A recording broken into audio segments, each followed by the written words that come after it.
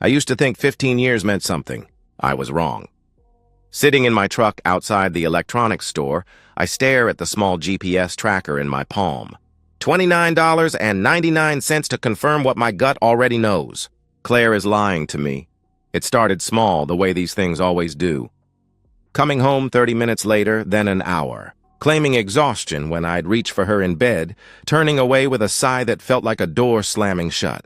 Our conversations became transactions, grocery lists, bill payments, scheduling around her increasingly mysterious work commitments.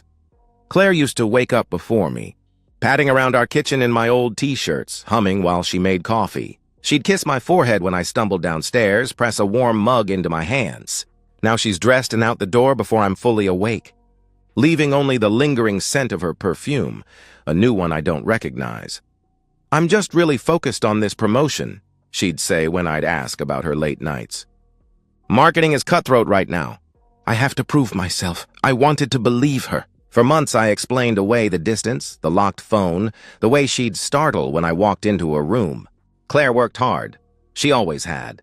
But electricians learned to trust their instincts about faulty wiring, and something in our marriage had been sparking wrong for too long. The breaking point came last Tuesday night. Claire bounced into our bedroom, more animated than I'd seen her in months. "I have amazing news," she said, sitting on the edge of our bed. "The company is sending me to a leadership retreat this weekend. Lake Harmony Resort. It's going to be incredible for my career." I looked up from my book. "Lake Harmony? That's new." "It's exclusive," she said quickly. "Only senior staff. I'll be networking with executives from the corporate office." She showed me the confirmation email on her phone, but only for a second, too quick for me to read the details. When I asked about the other attendees, she rattled off names I'd never heard before. Jennifer Walsh from accounting, Mike Torres from sales. People who, in 15 years of company Christmas parties and work stories, had never once been mentioned. That night, I watched her pack. The red dress that still had tags on it. The matching lingerie set she'd bought months ago but never wore for me. The expensive perfume she claimed was a confidence booster for work. I lay awake until 3 a.m., listening to her breathe beside me, wondering when my wife had become a stranger. Thursday morning, I called in sick to work and drove to Mike's Electronics on 5th Street. The young clerk who sold me the tracker couldn't have been more than 20, with enthusiastic opinions about battery life and range capabilities I didn't need to hear. I paid cash and left without making eye contact. Now it's Friday at 5 a.m., and I'm crouched in our garage with a tiny magnetic device and a marriage I don't recognize. The tracker attaches easily to the inside of Claire's rear wheel well, invisible unless you know where to look. My hands shake slightly as I activate it through the app on my phone. 15 years of shared mortgages and birthday dinners and quiet Sunday mornings. 15 years of believing that when she said she loved me, she meant it the way I meant it when I said it back. The GPS shows a steady signal from our driveway. I hear her heels clicking on the kitchen floor above me. Then the jingle of car keys. The garage door opener hums to life, and I press myself against the workbench as Claire's silver sedan backs out into the gray dawn. Through the app, I watch the blue dot that represents my wife begin to move. She told me she'd take I-75 north toward the lake. The dot moves south instead. My phone buzzes with a text from her. "Love you. See you Sunday night?" I watch the blue dot continue moving in the wrong direction, carrying my wife toward whatever truth I'm not ready to face. The tracker works perfectly. I almost wish it didn't. The blue dot stops moving at 9:47 a.m. I've been staring at my phone for 4 hours. Watching Claire's location remain fixed at an address that Google Maps identifies as a private residence on Lakeside Drive. Not the Marriott Conference Center. Not Lake Harmony Resort. A house. My coffee has gone cold. The electrical job I'm supposed to be working on sits untouched while I zoom in and out of the map, hoping the technology is wrong. Hoping there's some explanation that doesn't involve my wife lying directly to my face. The address belongs to a lakeside cabin, according to the satellite view. Isolated, private, the kind of place you go when you don't want to be found.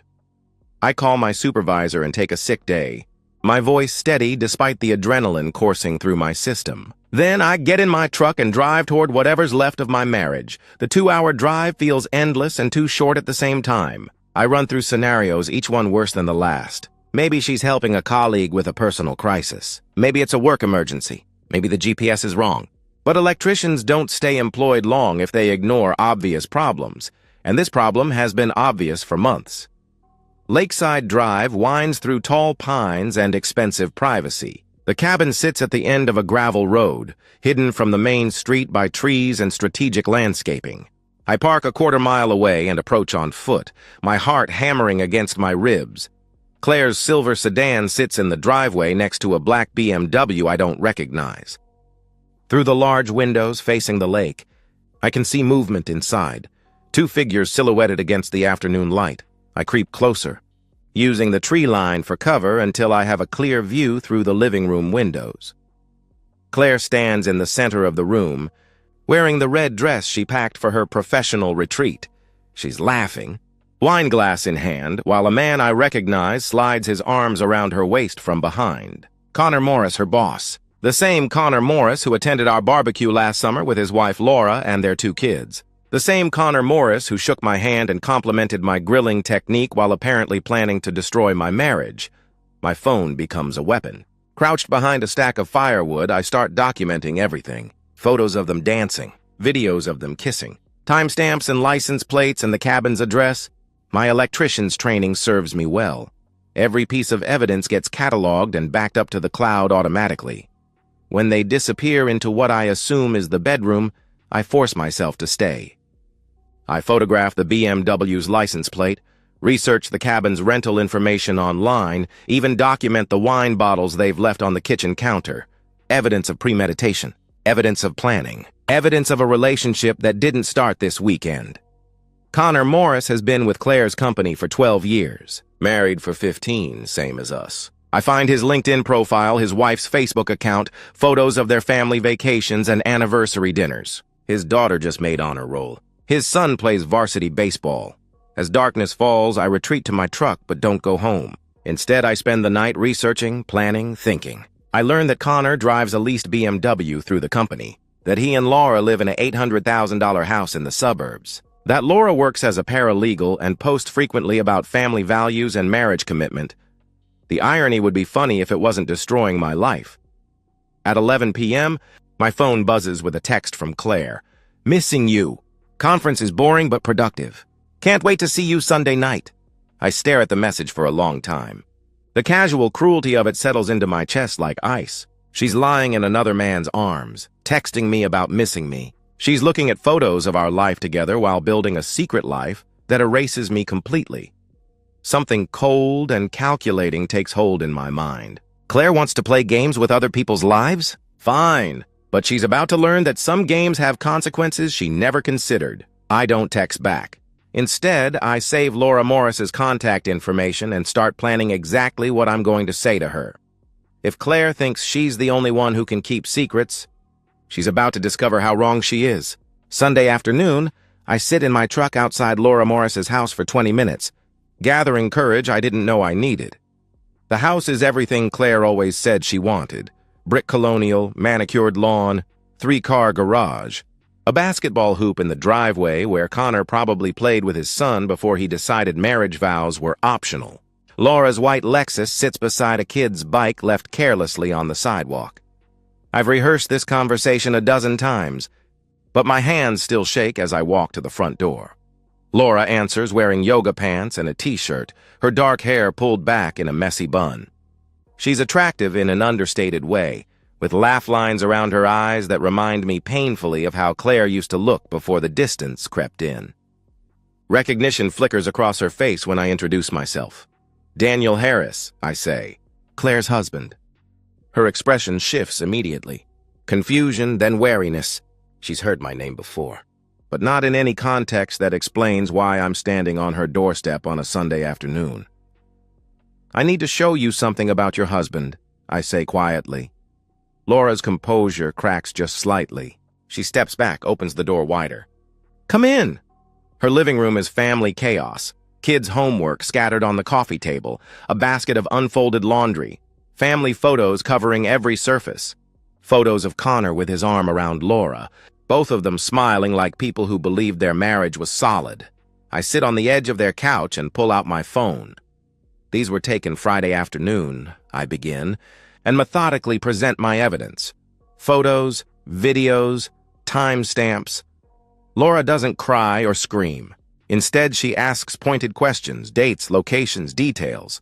Her paralegal training shows in the way she processes information, looking for patterns and inconsistencies. He said he was meeting a client in Detroit, she says, staring at a photo of Connor kissing my wife. He's been doing that a lot lately. Client meetings that require overnight trips. She disappears into Connor's home office and returns with credit card statements. Together, we piece together the timeline. Expensive dinners at restaurants I've never heard of. Hotel charges on nights when both our spouses claim to be working late. A systematic deception that's been going on for months.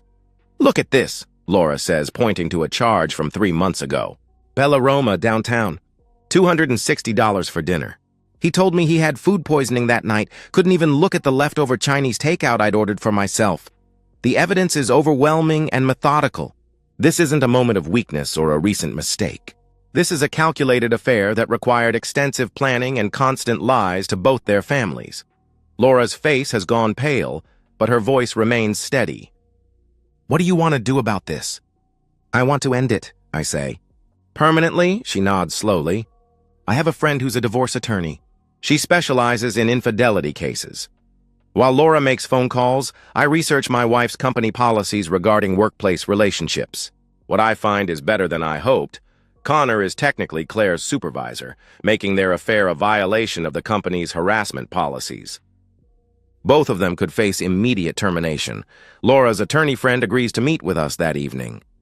Sarah is sharp and direct, with 15 years of experience handling high-profile divorce cases. She reviews our evidence and nods approvingly. This is extensive documentation, Sarah says. Combined with the workplace relationship violation, you both have strong cases. But I'd recommend moving strategically rather than emotionally. We spend the evening developing a coordinated plan. Laura will serve Connor with divorce papers at his office Monday morning, ensuring his colleagues witness the moment. I'll confront Claire at home simultaneously. We'll forward all evidence to HR, forcing the company to act quickly to avoid liability. There's one more thing, Laura says as we're finalizing details. She hands me a manila folder. Connor has been having me help with his business paperwork at home. I found some irregularities in his expense reports. Small amounts but consistent. I think he's been using company funds to pay for their dates. I flip through the documents. Restaurant charges submitted as client meetings. Hotel stays billed as business travel, gift purchases labeled as office supplies. Connor hasn't just been cheating on his wife and destroying my marriage. He's been stealing from the company to fund it. This changes everything, Sarah says. Personal betrayal is one thing. Corporate fraud is criminal. By the time Laura and I finish planning, it's nearly midnight. We exchange phone numbers and promise to execute our plan simultaneously at 8:30 a.m. No warnings, no second chances, no opportunity for either of them to contact the other. As I drive home, I feel something I haven't experienced in months. Control. For too long, I've been reacting to Claire's deception, trying to understand why our marriage was falling apart while she actively destroyed it behind my back. Tomorrow, she'll discover that actions have consequences, that lies compound into disasters, that the husband she thought she could manipulate and deceive has been planning his own surprise. Claire's car isn't in the driveway when I get home. She texted earlier about extending the retreat through Sunday night. More networking opportunities, she claimed. I set my alarm for 6 a.m. and organized my evidence folders one final time. Tomorrow, 2 marriages end. 2 careers implode. 2 people learn that betrayal is a game both sides can play, but only one side has been preparing for it. Monday morning arrives gray and cold. I've been awake since 4 a.m., sitting at our kitchen table with my evidence folders arranged in perfect order. Coffee cooling in my mug, phone charged and ready. At exactly 8:15 a.m., Claire's key turns in the front door. She enters expecting Monday morning routine. Kiss, hello, discussion of our days ahead, the comfortable predictability of 15 years together. Instead, she finds her belongings packed in boxes by the entrance and me sitting motionless at the table. Daniel, confusion clouds her voice. What's going on? Why are my things... We need to talk, I say. My voice steady despite the adrenaline flooding my system. She approaches cautiously, still wearing the clothes she packed for her fake business retreat. The red dress is wrinkled now, her makeup smudged. She looks like exactly what she is, someone returning from a weekend of betraying her marriage. "Sit down," I say, gesturing to the chair across from me. Claire sits slowly, her eyes darting between my face and the manila folders in front of me. "Daniel, you're scaring me. What's wrong?" I open the first folder and slide a photograph across the table. Her and Connor Morris dancing in the cabin's living room, wine glasses in hand, Friday afternoon. The color drains from her face. "I can explain," she starts. I slide another photo across. Her and Connor kissing by the lake Saturday morning. "Daniel, it's not what you think." Another photo. Connor's hands on her waist as they stand in the cabin's doorway. "Stop!" Her voice cracks. "Please stop, I don't stop." I methodically present every piece of evidence. Photographs, timestamps, videos, credit card statements Laura provided showing their restaurant dates. Claire's denials crumble with each new revelation. "You violated my privacy," she finally says, anger replacing panic. "You followed me. You stalked me. That's illegal?" "You want to talk about illegal?" I pull out my phone. "I'm forwarding these photos to your HR department right now, along with the financial records showing how Connor used company money to fund your affair." Her face goes white. "You can't do that. You'll destroy my career. Your career." The cold anger I've been controlling for months finally surfaces. "You destroyed our marriage. You've been lying to me for months." "Claire, months. Every fake business trip, every late meeting, every time you came home and kissed me hello after spending the day with him." My phone chimes as the email sends successfully. Claire's phone buzzes simultaneously. HR has received the evidence and is already taking action. The company policy is very clear, I continue. Workplace relationships between supervisors and subordinates result in immediate termination. Corporate fraud results in criminal charges. Congratulations, you've managed both. Claire starts crying, but they're angry tears, not remorseful ones. 15 years, Daniel. Doesn't that mean anything to you? It meant everything to me, I reply. That's why this hurts so much. 15 years meant I trusted you completely. 15 years meant I never questioned your late nights or weekend trips or new clothes. 15 years meant I believed you when you said you loved me. Across town, Laura is serving Connor with divorce papers in his office lobby. Security cameras capture everything as his colleagues watch his world implode in real time. My phone rings. Sarah, Laura's attorney, confirming that both HR departments have received our evidence packages and both companies are taking immediate action to limit liability. By noon, both Claire and Connor receive calls requesting their immediate presence in HR. Neither returns to work that day. The company terminates both employees before 2 p.m., citing policy violations and potential criminal activity.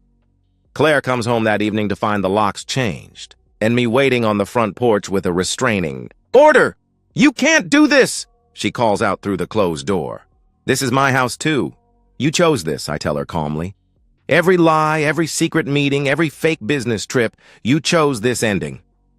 She breaks down on our front lawn, sobbing and begging neighbors for help while I watch from the window. The woman I married is gone, replaced by someone I don't recognize, someone capable of systematic deception and casual cruelty. Her mother arrives 30 minutes later, helps Claire into her car without making eye contact with me. As they drive away, Claire tries to slip a letter under my door, but I don't read it immediately. Some words don't deserve an audience anymore.